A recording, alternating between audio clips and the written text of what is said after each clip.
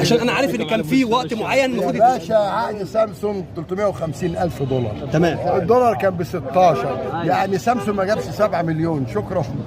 عقد سامسونج كان فيه بند انا عامله بالظبط. في اي وقت عايز تفسخ مشيه. ما عملتش كده ليه؟ هو بيقول لك اللي هياخد عقده كامل لو مش شهور. يا ابني الإدارة هي اللي مطلعة بقول لك كان في وقت معين. نفهم اخر سنه كان في بند كده، عايز تمشيه يا كشري مشيه. نسي.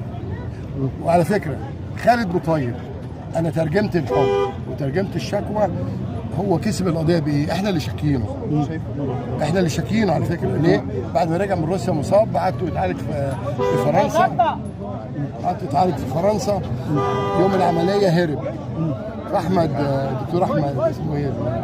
الدكتور بتاع النادي محمد اسامه كتب مذكره بالكلام ده. خلاص